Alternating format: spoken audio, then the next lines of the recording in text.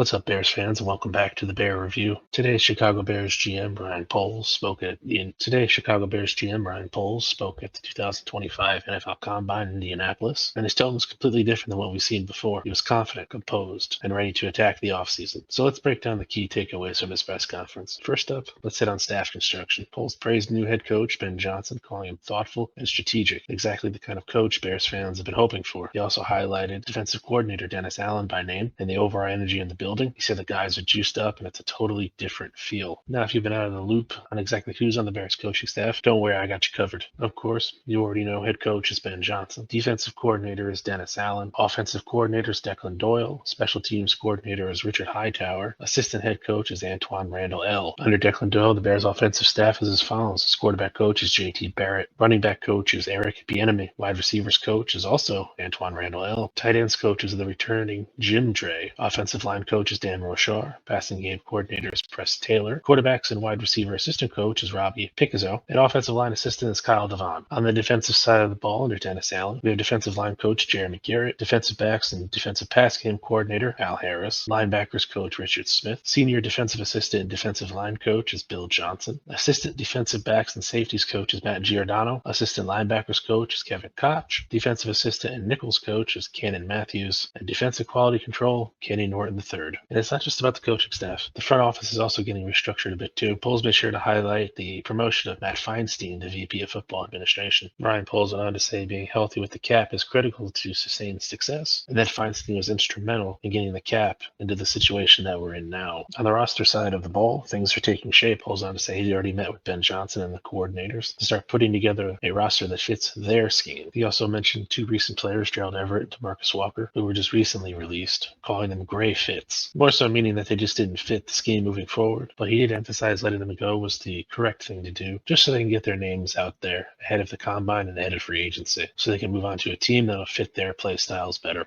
At one point, Poles was questioned on Ben Johnson's influence on the roster and if it would be any different from Matt Eberflus. While not giving away too much information, Poles played it pretty close to the chest, but did say he'll have the same amount of say over personnel as Matt Eberflus. But what really stood out was when he was asked what Ben Johnson brings to the team in terms of personnel. Poles didn't hesitate. He said he had a clear vision of what he wants and what he needs to be successful, and his football IQ is on a totally different level. It's a major endorsement. Now with the Bears cap space sitting roughly in the neighborhood of $80 million, give or take in either direction, of course Poles was going to be questioned about how aggressive he's going to be in the upcoming free agent market. Poles said he's willing to be aggressive, but only for certain players. He went on to say that he believes the supply of players in both free agency and the draft meet the Bears' needs, which suggests we could see a lot of action on both fronts. While he wouldn't comment on the rumors about targeting Chiefs guard Trey Smith, he did acknowledge he was proud to be part of that draft process, but would not comment on any players not currently on the roster. As for the trenches themselves, it's still up in the air whether the Bears will aggressively pursue offensive or defensive linemen, or both, in free agency. The combine should give us more clarity, but Poles didn't rule out adding a pass rusher in both free agency and the draft. So my dream of having both Chase Young and James Pierce is still alive at this moment. And yes, of course, he did address Caleb Williams. Poles said Caleb is eager to get started with Ben Johnson, which is exactly what the fans want to hear. At one point, he was also asked about his role in merging Caleb with Ben Johnson, and he quickly said